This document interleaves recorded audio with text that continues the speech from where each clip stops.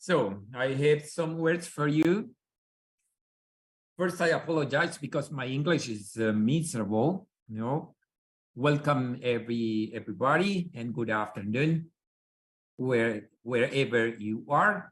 A special welcome to our Francisco Morazán National Pedagogical University, for Joyce Kling, President of TESOL International, for Anastasia Nikulenko, Professor of the ITMO University in St. Petersburg, and Matias Marin from the Catholic University of Manizales. Thank you for accepting Dr. Ulloa's invitation to participate in this roundtable with which we are closing on a high note our International Week.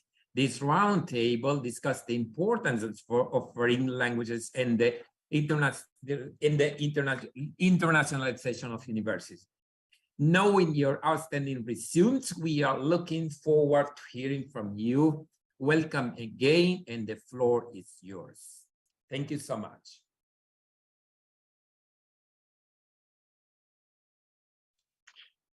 On behalf of the UPNFM's Instituto de Cooperación y Desarrollo, INCODE, I am honored to welcome you all to our virtual roundtable event, in which we will be discussing some of the aspects about internationalization processes in our university to meet globalization standards. To start with our event, I have the pleasure of introducing our three distinguished specialists, our guests, who have been very nice and very kind to accept our invitation. We have Dr. Matias Marin, who is a senior international officer and educator in Colombia. He's the national coordinator of the Colombian Network for Internationalization, RCI, ASCUN, and a steering group member of the Internationalization at Home expert community at the European Association for International Education, EAIE. He has published about critical thinking, internationalization of the curriculum, multicultural interactive global learning, and English medium instruction. Dr. Marin is currently the Director of Internationalization at Universidad Católica de Manizales in Colombia, where he is at this very moment. We also have Ms. Anastasia Nikulenko, who is the Director at the Foreign Language Training Center of ITMO University in St. Petersburg, Russia. She has been working in language education for nearly 20 years as a language teacher, administrator, and teacher trainer. Her main professional interests are teachers' continuous development, curriculum design, and assessment. And we welcome again our dear Dr. Joyce Kling, who comes back and honors us again with her presence in one more event. She's an experienced language consultant and educational developer with a demonstrated history of working in the research industry, skilled in intercultural communication, English as a second language, ESL, linguistics, translation, pedagogy, and foreign languages, strong education professional with a Doctor of Philosophy, focused in applied linguistics from the University of Copenhagen in Denmark. We thank you all for being here. We will be listening to your valuable insights and experiences in the internationalization processes. And I would like to start with Dr. Matias Marin, asking you, how do you integrate foreign languages into the culture of internationalization at your university in Manizales, Colombia? Thank you, Tomas. And I also thank Ricardo and Gloria for this invite. And how to integrate the foreign languages into internationalization. 4 years ago, I started this pathway of being an international officer here at my university. And the only thing I knew was about EFL, only about English as a foreign language. That was like my expertise at the moment. And so we started thinking about our institution. So we diagnosed our students and realized that only 3% of our students enter higher education with a B1 or B2 level. That meant that we really need to think that we really need to think about the training of students for the foreign language, not only depending on the language center, but we needed to be co-responsible for the language learning of our students. And we thought about, at the moment we had different languages: English, Portuguese, French, Italian, the Romance languages. And but then if we wanted to incorporate it, to embed it into the curriculum, we thought that for the internationalization of the curriculum, we needed to make decisions. And our first decision was that we are in a very domestic area. Most of our students are locals. Most of our students are Colombian. And so we made the decision to choose pathways, learning pathways through English. And we needed to have partners in the academic programs, partners in every single semester. And so we started a pathway of systematic integration, from very basic to more advanced, let's say, embedding of the language into the curricular programs, into the disciplinary courses. And the very first pathway that we created was to have one professor, at least one professor per discipline in every single semester, who would start infusing the English language through reading comprehension. As I told you, our students, only 3% were B1, B2 when they enter higher education. So what we did, and I think is the context of Honduras and the context of most of Latin America, and what we did was reading comprehension level A1 in year 1, level A2 in year 2, B1 in year 3, and then B2 in year 4. And then we said, okay, that is the pathway, the most basic pathway to start, let's say, exposing students to the English language through a passive, let's say, through input, let's say, material through reading comprehension. And then we started adding some other elements.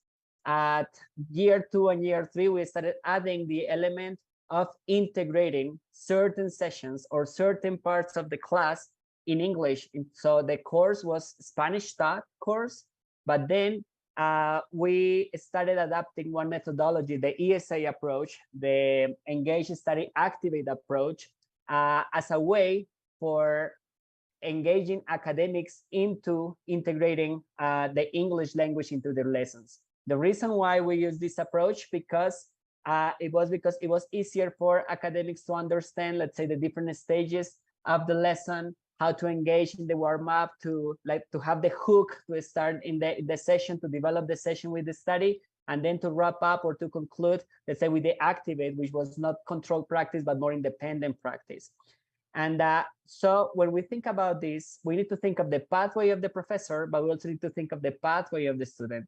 Only the fact that the professor speaks the language doesn't mean that he can immediately simply translate to change the language of instruction. We need to think about didactics. We need to think about pedagogies. We need to think about what students can achieve as well, what is expected from students as well. So after reading comprehension and after having certain courses with certain sessions in English and some fully taught lessons, not courses, at the end of the program, we started creating as well some English medium instruction courses. Some of them were electives, some others were mandatory courses, but at the very end of the process. And we also had some electives in the mid, some optional electives, let's say transversal electives in the middle of the process for the students who already had a good level of a good command of English, who could take certain courses. Those transversal courses that we have in year 3, for instance, are global and intercultural communication and third cultural identity. Those are our global, let's say, our UCM global courses. And what we do in those courses as well is that to create the need for the students to communicate through COIL, for instance, and the collaborative online international learning process, to create the real need to communicate. And sometimes when we are in Latin America and we are in a classroom where most of us take the native language, some students don't feel, let's say, they need to speak the language because they know that their peers speak the same language. But when you go and interact with Israel and interact with Finland and Ukraine, for instance, and so as we have no common native language, the only language to communicate, let's say the most feasible or likely language to communicate was English as a lingua franca. And when they realize that they need the English to communicate, they are more, let's say, willing to collaborate with English native speakers as well. That has opened, let's say, our language, let's say, center to play a very critical role, especially in the support of the pedagogical support for professors. As we know, students need pedagogical, let's say, accompaniment, but academics as well. Academics also struggle when they want to innovate the lessons with a different language. And we need also to empathize with them. Our way as pedagogical, let's say, advisors is like to provide them with certain tools or certain ideas that can help them also make this change in their pedagogies, but they also come with so many different ideas that we can also tweak with them in the foreign language course and the English taught course in this case. And we have also created certain opportunities for our students and teachers to have some joint courses completely taught in English, integrating different nationalities. We call, for instance, one the Explica project, which is like, it is a way of creating social impact through co-creation. And we do it with Ghana, and we do it with the Netherlands and Colombia. So basically, when we integrate English into internationalization, is to provide different authentic experiences for the students to really feel the need that they need to use the language, no matter whether they speak it perfectly or very accurate, but we need to communicate. That is the most important aspect. And for our professors, for them to do so, it's critical, this internal alliance that we have in the institution with our centers of excellence, of our centers of teaching, learning, and assessment, or our language center as well. And for professional development, we have especially 3 kinds of professional development for our academics. The very first is institutional. We call it strategies to integrate the English language into professional courses. And we have also created certain partnerships with institutions in Latin America, but also, let's say, in Ukraine, that we say, okay, we have a common core, which is that we want to provide social service, social teaching. We want also these humanities. So we create a course, a professional development course, in which professors, some academics from Ukrainian Catholic University, for instance, with the Catholic University of Manizales, we choose certain professors, and from both institutions. And what we do is that we train them in the internationalization of the curriculum, but we provide teachers the networking, the relational capital that they usually do not have in their classroom. Usually, us teachers are very by ourselves in our lessons, and usually we don't have, let's say, in many cases, peer teaching or let's say this collaborative teaching, let's say classrooms or co-ed classrooms. So through professional development, we fill the gap of development that we need. We provide relational capital networking for teachers, and then in the professional development, what we do is that we create collaborative tasks so that the training comes out with mirror teaching courses, collaborative online international learning courses, joint courses, so that actually professors see that what we provide them in the professional development is a way also for them to apply it in the classroom for the purposes of the learning outcomes of their courses through the English language as a means of communication. And I already mentioned the pedagogical, let's say, support. We have a team of advisors who are in charge of following up on the professors for the English, let's say, language component into professional courses, but also for the global learning strategies, also for COIL, for mirror teaching. And we started as well to promote this internationalization through the English language and internationalization process in general, a pathway for recognition, for acknowledgement for the students and academics. And we have a pathway for global and multicultural citizens, as for the UCMCL, and also for global and multicultural professors. That's the way we call it. And what we do in there is that we provide certain digital badges to academics and to students for certain achievements. For instance, that they developed and completed successfully a COIL project because they, for instance, participated in the Language Center in E-Tandem projects, or because they participated in an English medium instruction course, or because they participated, or because they received, let's say, they created a MOOC, for instance, in English, our academics. And we have different ways, and those badges, when they accumulate certain badges, they get a recognition as global awareness or global interaction or global engagement. And when they have these 3 special badges, we go into an event for the day of the professor of the university. So we present kind of an award or recognition, let's say, ways for a public, let's say, acknowledgement for those, hey, you are a global and intercultural professor because you developed this, and that. And part of it, a very important part of it, is the competencies in English, the use of English as a medium of instruction, the participation in these global learning strategies using the English language, and also we provide certain hours in the workload and certain recognition as well for the promotion in the university. Right now, we are also in a call for international immersion. And when we do the international immersion, is not only to better their English, but is how to use their English into academic disciplinary courses. That's basically the focus that they have. So we go especially for English medium instruction courses, or we go for content and language, let's say, integrated learning.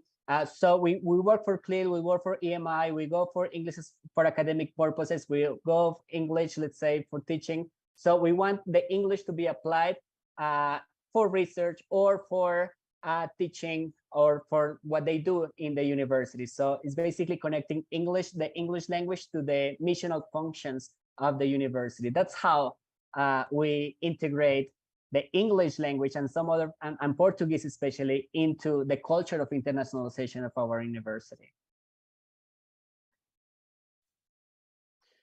Thank you very much, Dr. Marin. Very interesting insights. There's definitely a lot of work to be done. And I'm going to be making a few remarks later on about your participation. Right now, in this virtual round table that we have, let's imagine we're flying to Russia, to St. Petersburg, and I'm going to ask Ms. Nikolenko, how do you integrate foreign languages into the culture of internationalization at your university, in ITMO University in St. Petersburg? Thank you, Tomas. Thank you. Before I answer this question, I would like to say that it was 5 years ago when I came to Honduras for a conference, and this is really just like internationalization in action. So, like, even 6 years ago, I couldn't imagine that I would go to Honduras from St. Petersburg. So it was really difficult to imagine, but I did it. And that was a really nice experience in terms of meeting people and learning a lot of how it works. This something that we call internationalization. Yeah. Coming back to your question, how foreign languages or what role foreign languages play in the internationalization. And first of all, my question would be what internationalization is, besides of being a difficult word for pronunciation. And every time I say to my students that if you pronounce this word in the correct way, you get a pass, really, believe me. This is something that is difficult to pronounce, but to be serious, that's a really important phenomenon in the education. And I prepared a couple of slides, just not to overload you with some figures, numbers, and some ideas, but still, probably it would be easier to have a look at them. So, yeah. Internationalization. You definitely discussed it a lot during this international week, during the roundtables, and there are a lot of definitions. But if we concentrate on the main goal and on the main aspects of this phenomenon, I would say that internationalization is, first of all, communication and cooperation, yeah, with international professional and academic societies. And one of the aspects is also academic exchange, which also belongs to communication and cooperation, but still it might be something different. And internationalization is also international recognition of the university. If we look at the numbers of ITMO University, ITMO is Information Technologies, Mechanics and Optics. And the internationalization, it's not just like a fancy word for the university. It really works. And if you look at the numbers, you can see that the international activities, international connections, belong to the university education in ITMO. And we have international professors, lecturers coming to the university, teaching online also. We have students, foreign students who come to the university. We have students who go on exchange semester and participate in academic mobility. We have people who work, who come from abroad and work at the university, not as lecturers, but still they have different positions. And we have a lot of universities who accept our students who come on exchange semesters. And here at the university, we have 13 international research centers, and there is a real international communication and cooperation between our scientists and scientists from foreign centers and foreign universities. Well, this is actually, that was ITMO in internationalization at ITMO in numbers, and this is internationalization at ITMO in events. So what events we really have for our students and for the faculty to participate in different international events. So we have academic mobility programs. We have international master's programs at ITMO University, where all subjects are taught in English only. And the participants of the programs, the students of the programs, the Russian students and students from other countries, from foreign countries. We have double degree programs where students can have a diploma from ITMO University and a diploma from a university that is our partner. We definitely have international research projects, exchange semesters, research internship, and shorter programs like summer and winter schools. And for sure, we have we organize different international conferences, and our students and teachers, they also participate in international conferences in Russia and abroad. What is the language here? Actually, I think the immediate question is internationalization and language education. Foreign languages, they are connected, and the connection is tight, really tight. Well, as Matthias mentioned, there should be, to communicate in the international environment, you need a lingua franca. And this lingua franca is English. It has been English, and it will definitely be English for a certain period of time. we do not forget about other languages, but still English is the main foreign language at More University. And in 2015, there was the Foreign Language Training Center established at More University. And the main aim of the center was creating English-friendly environment, a comfortable English-speaking environment for students, for faculty, for those who come to the university, and for our students to support them in the educational career, I would say, academic career, and the education in the opportunities to go abroad and to find the new opportunities for the education, not only in Russia. And we started in 2015 as a center with 300 students.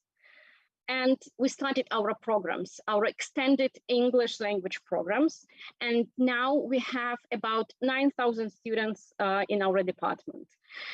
It means that English has become the mandatory foreign language at the university. It belongs to the study plan of all students in all levels. Bachelor's, master's, PhD students. Altogether, we have in our classes, as I said, about 9,000 students. And depending on the program, we launch different courses. We have the extended program of the English language and before 2015, it was 1 academic hour a week for the foreign language class. And now it is 4 academic hours a week minimum for all students in all programs. And we have language classes for students, and not only for students, but for the university staff, for lecturers, professors, for managers, for everyone who works with the students or just wants to improve the English. And we have individual tracks for the students. Definitely, it's not just very individual for all 9,000 students, but still it's more individual than having all students in one group with different levels of English. We do not have it anymore. And we definitely divide our students, stream them into the groups according to their level. And we have all levels in our class. In our curriculum, we have English classes for levels from A1 to C2. And there is a trend even that more and more students with high level come to the university. And when they start the university class, they might be students with level C2. And this is a new, I would say, a new challenge for the teachers, a new challenge for the English teachers and in teaching such students, in creating some new courses. It's not just general English. There should be something more interesting, probably more, I would say, not more useful, but something that they would really benefit from more than from just general English class. For those students who come to More University from abroad, we also run courses of Russian as a foreign language. Though there are programs where the classes are completely taught in English, still more students, or I would say many students, come to study in More University in the programs that are run in Russian. So that's why Russian as a foreign language is a necessary class for such foreign students to make it possible for them just to communicate in this environment, the university and the city, so in the everyday life. And foreign language training, the initial foreign language training center becomes foreign languages training center when we launched Chinese, Spanish, and German courses for the university students.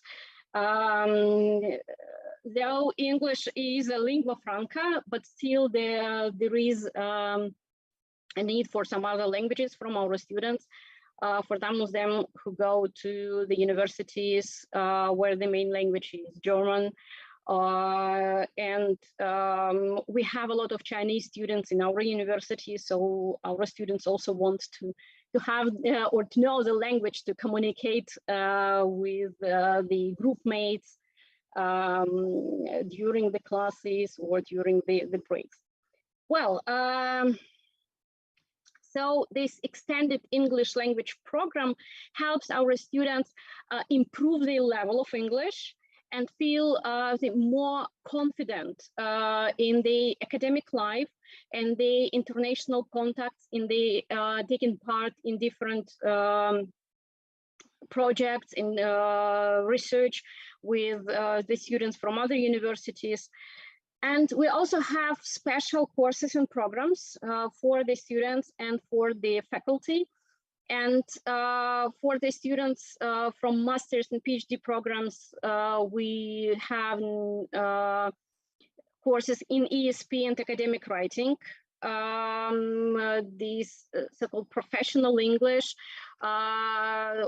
Also, bachelor students can study this professional English. It's English for IT students, for physics, mathematics, for chemistry.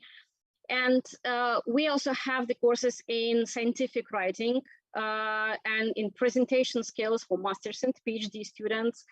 We run the course of EMI for university lecturers, which is also a very popular course for the lecturers who teach the classes in English, teach their subjects in English. And besides of the courses, we also have some activities that are popular among students and the university staff. These are speaking clubs for students and for teachers.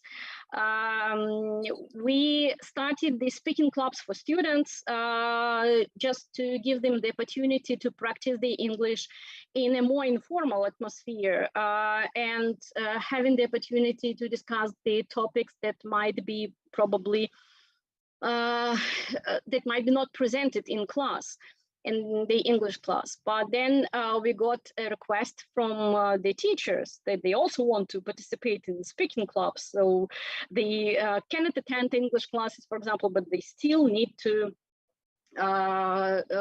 practice the English, and they want to meet with the colleagues, with the foreign colleagues in the speaking clubs and have the opportunity to communicate with them outside of the laboratory or outside of the classroom where they work. We also have the academic writing lab, which is a very important center for those who want to prepare the articles in English. And we give support to students and professors, to everyone who wants to write the article in English and present it in different journals.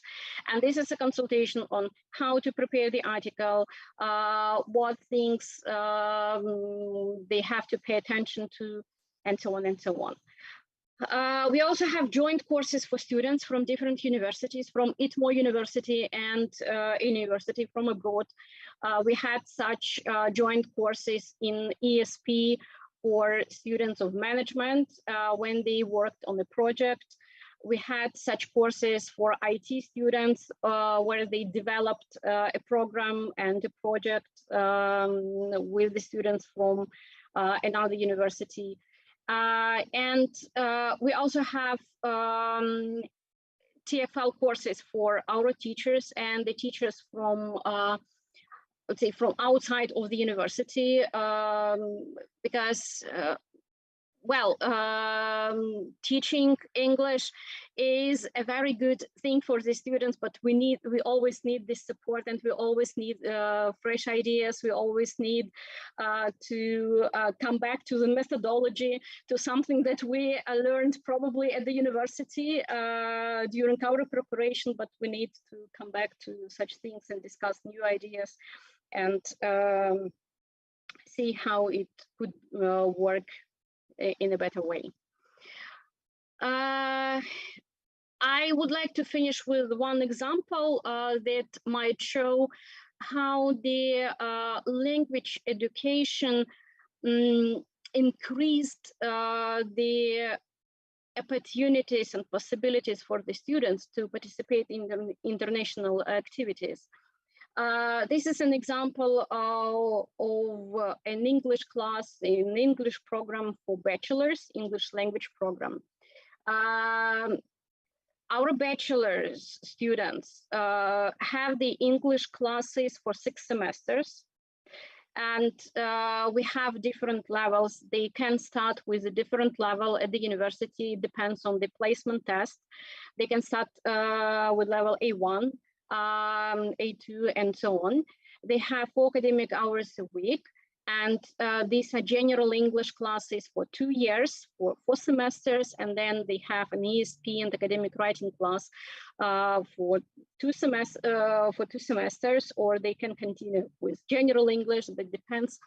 And in the previous academic year, we just counted how many students of each level we have at the end of this program. At the end of the bachelor's English classes. And you can see that we didn't have any students of level A1 and A2 at the end of this program, but we had more students of level C1 and C2. This is the percentage of all students who graduated from this English language program for bachelors. So definitely between C1, those levels give more opportunities for the students to participate in different international activities. But even level B1, it still makes people feel more confident in with the educational kind of career in these studies, and participate in different things abroad, not only at the university, but also abroad, or to participate in this internal internationalization, the events that happen at the university and where they need English. Yeah, that would be all. I hope I answered your question, Thomas. Thank you, Ms. Nikolenko. Definitely. I took some notes, a lot of information that's going to be useful for our university in this process of internationalization right now, facing so many challenges in our region. We started in the Catholic University of Manizales in Colombia. We could see some of their experiences. Now we can compare and contrast with the ITMO University in St. Petersburg, Russia. And we will complete this roundtable with a question for Dr. Kling in the Danish University in Copenhagen. Dr. Kling, what is the importance of EMI teaching and learning challenges and opportunities in non-dominant settings such as Honduras in the internationalization of the university? Right. Thomas, thank you so much. I do kind of feel like I'm coming home, because I only recently was able to visit the university virtually this year, and also to Colombia. And I can't believe I met Dr. Ulloa in St. Petersburg in 2016, where we had a chance to work with Anastasia, already talking about a lot of these topics. And I think my approach to this is that I wrote down so many of the things that both Matthias and Anastasia mentioned, because we're constantly hearing this aspect of internationalization, but moving towards internationalization at home, and really considering what our local needs are and localization. And of course, I do draw most of my experience from my work at the University of Copenhagen.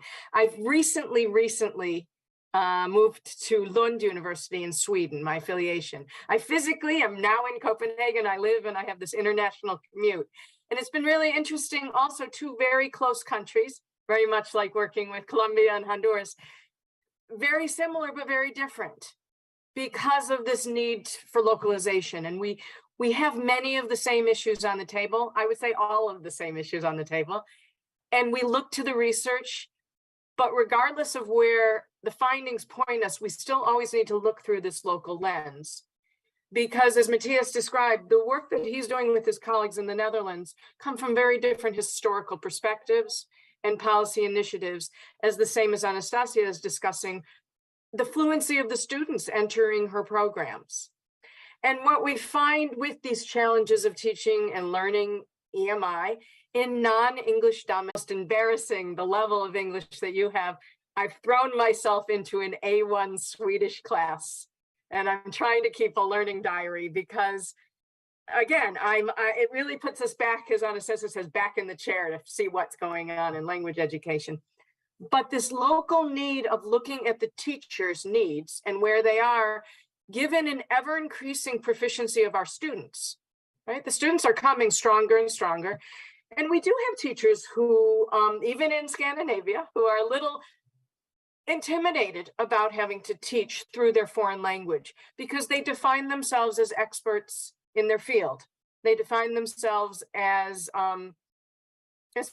academics who know what they're talking about, particularly in their first language. And recently participated in a study that we were working with 5 countries.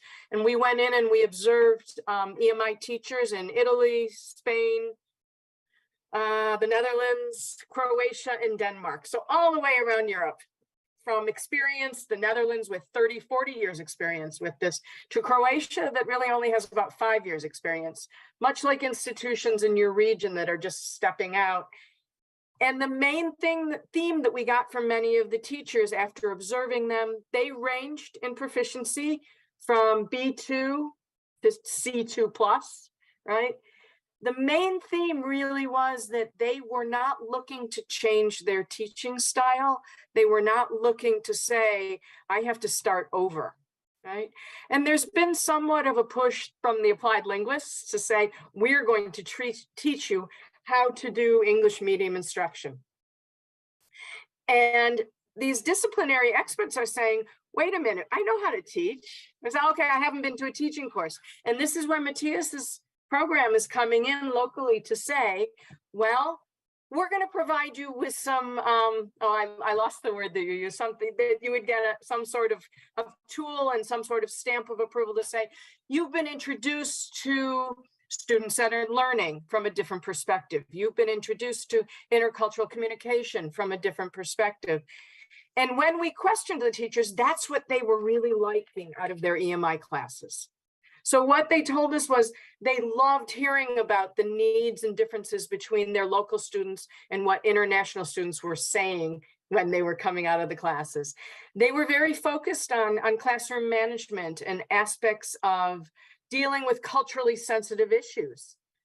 EMI, English as that academic lingua franca, where we come to heads because we think we're talking about the same things, but maybe we're not, right? They really liked that, but what they were not appreciative of were some of us as English language teachers coming in and telling them how they should teach their classes, right? It was very important to respect, again, that they are experts in their field. And when we looked at those ranges of B2 to C1, what usually pulled an academic down in the proficiency assessment had to do more with grammatical accuracy and phonological accuracy, and perhaps general language vocabulary, lexis for asking questions or negotiating. It's never their field. It's never the English for specific purpose. As you said, they go to conferences, they read, they write, they are the experts, but it really has to do with that language. And where they're scoring very high, regardless of a B2 proficiency, they're scoring high in the Common European Framework's most recent additions to the framework, aspects of audience awareness, which has been there for a while, but also interaction and mediation, because they are experienced teachers. They will also, all the studies, regardless of what country, you kind of get a response that I am not an English teacher, I'm not a language teacher. But they are teachers of their discipline, and they are teachers of the disciplinary language and the genre. And so, for example, we see out of Spain, there was recently an article in the Journal for English Media of Instruction. I was a guest editor on a volume where English teachers were working with the discipline expert who was looking to work through genre and genre feedback in terms of how do you put together an article. I had the same experience working with a medical doctor. How do you read medical articles and how can we work together? So it's about taking all of our experiences and determining what our local needs are and localizing, whether it's an assessment or, as Anastasia has said, we've investigated the needs of our population and catered to them. And Matthias explicitly told us about different programs that would work in their community. So we can't take everything at face value. They said Europe has been working on this for a while, but it's within a European context. And so as you approach this from, for example, Honduras, we really need to be thinking about where are your students looking to go? Who are you taking in as guest lecturers? And finding out what the local needs are. I know we want to save a little bit of time for questions. I think I have been writing down notes very quickly while everybody's been doing this. I think I'll stop there and I'll let Tomas take over and we can have some question and answer. Thank you very much. We encourage the audience to direct questions through the chat so we can get some answers from our experts right now. It's definitely a major challenge, and in countries like ours and here in Latin America. But I think we're trying to move forward in this process of internationalization, and localization is one of the main aspects that we will take into account. Thank you for that, because it's mandatory to assess our local needs. Just like Dr. Marin said, assessing the students, knowing where they are within the language before we expose them to all the different activities that they do very well in Colombia, all the beautiful activities that Ms. Nikolenko presented in Russia. They can range from being communicative, just like in Colombia, you had culture for enjoy specialized. To make political decisions, we the language that we use. In years now that undergraduate education would be in the local language and then working in English. Localized to the Nordic countries, right? And that is other than the locals. So English has always been something of Europe to come and study in Spanish. Students coming from the United States to study in Spanish. And there is a tension there that you can't ignore. So I really believe that really determining your local needs is primary before any other moves. Yeah. Thank you, Dr. Kling. I would say that in Honduras, I have been observing this phenomenon of students losing exposure to English through pop culture. Because when I was a student back in 2006, we didn't have streaming platforms, smartphones, Wi-Fi at home. There was no such thing. It's unbelievable, but there was no such thing. So as a teenager, I would watch TV programs in English because cable TV would give it to you in English. You wouldn't have a little box to change the language either. So I was exposed to English, and through music, through movies, TV series, and that's how I could pick up pronunciation, phonemic awareness, vocabulary, everyday vocabulary, what you were saying precisely. It was through pop culture, because even in language courses, what we learn is the main structures of the language, but not the enough vocabulary to fill in the gaps. And nowadays, with my students in the levels, I can tell that they have streaming platforms, and any teacher would say, voila, this is our answer. Now they can choose closed caption in English audio. They can go crazy with the learning. No, they set everything in Spanish. everything is Spanish spoken, and most of them don't like to read the subtitles. So that's something that has been developing as a phenomenon in Honduras. I don't know if this happens in other countries, but I think we're losing momentum and power because our Honduran students have been proficient in English since they are teenagers. Even I'm a student of public education, government education, and we don't have English in public education in Honduras. But everybody thinks that we have bilingual instruction since kindergarten, because most of our Honduran teenagers have good English skills. But I'm afraid of losing that thanks to streaming platforms and the opportunity to choose the language, because everybody is choosing the native language nowadays. So it has been so interesting to have you here. And we have so many ideas for our own university after making the assessment and the local needs. Definitely, it will definitely be a long way, but a fruitful one, and it will be satisfactory to accomplish some goals in the coming years. So thank you for being here. Thank you for always attending our events and giving us the honor to have you here. Our Department of Cooperation and Development in CODE has organized this week of internationalization, and we thank them too, because thanks to them we have this opportunity. And I will introduce right now Ms. Brenna Woods, who is the English coordinator in our campus in the northern region of Honduras, and she will address the audience for closing.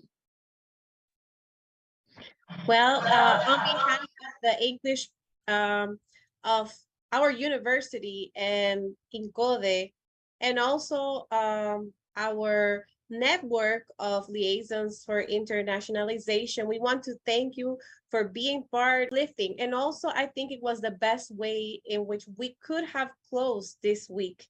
We want to thank each one of you for being part of this roundtable, for all the insight you have provided us, and that I think the name we have chosen for this week really sets a high bar for us to continue in the process of internationalization in the global community and integrating the UPNFM in more opportunities to become not only well-known around the world, but also being part of different kinds of projects and initiatives that can show who we are and what we're up to in these programs. So thank you very much. Thank you, Dr. Morales, also for offering these opportunities, and all of your team for this incredible week where we've learned so much. For each and one of you that have been part of these conferences, sessions, roundtables that have made this week even richer. Thank you so much. Thank you, Ms. Woods. Thank you, Dr. Morales. Thanks to our special guests. We will see you next time, and have a great day. Have a great evening back in Europe, and take care. Goodbye. Bye-bye. Thank you so much.